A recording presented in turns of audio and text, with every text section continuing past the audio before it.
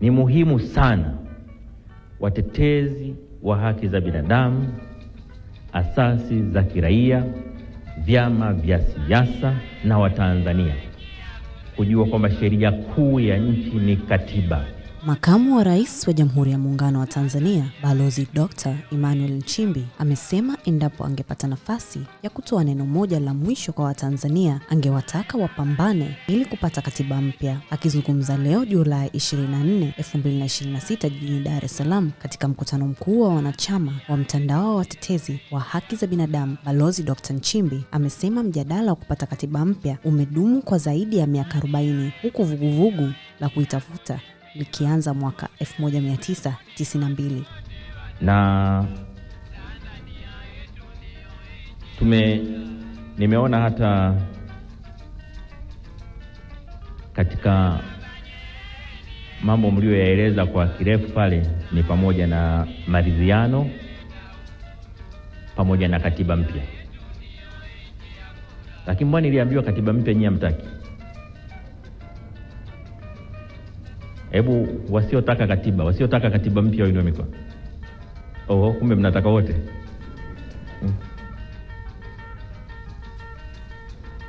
Sasa hebu niseme kidogo kwenye hili la katiba.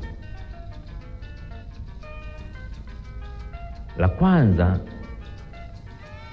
ni muhimu sana watetezi wa haki za binadamu, asasi za kiraia, vyama vya siasa na Watanzania kujua kwamba sheria kuu ya nchi ni katiba. Sheria kuu ya nchi ni katiba. Majaribio ya kupata katiba mpya yamekuwepo kwa zaidi ya miaka 40. Lakini vuguvugu la kuitafuta katiba mpya limedumu likiwa kubwa tangu mwaka 92 baada ya kuanzishwa vyama vingi. Kwenye serikali ya awamu ya 4 ulianza mjadala wa katiba. Tukaweka na bunge la katiba, tulipiga hatua kidogo, alafu tukaenda tukakwama mahali.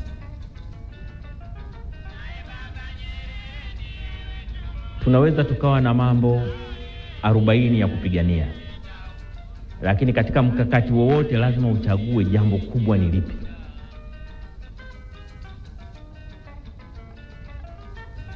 Kwa mfano sasa hivi ukisikiliza madai mengi ya watu mbalimbali, unakuta wamepanga mambo 10 kwa pamoja. Ushindi vita ya mambo 10. Lazima uchague kubwa linaloweza kuyabeba mengine yote ni lipi.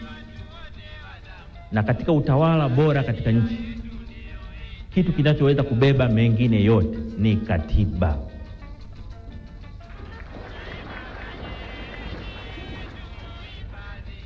Maana hakuna sheria inayotengua katiba.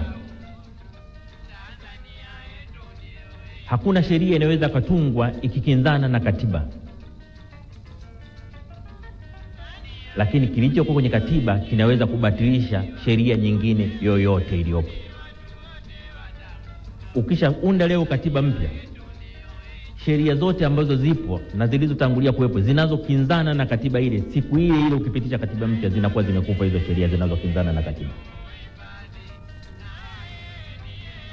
Ndio maana kama nina kitu cha kuwaambia Watanzania, ningewaambiwa hebu makamu wa rais waambie Watanzania jambo moja tu. Wakisema una jambo la kuwaambia Watanzania moja tu, unapewa nafasi ya mwisho, sema moja, nitasema pambaneni mpate katiba mpya.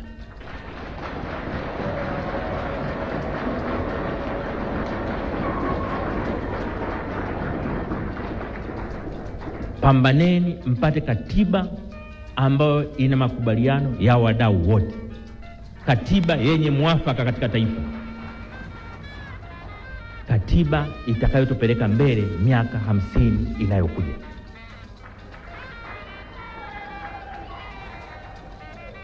Katiba ambayo kila Mtanzania popote alipo atajisikia fahari kujitambulisha, mimi natoka Tanzania.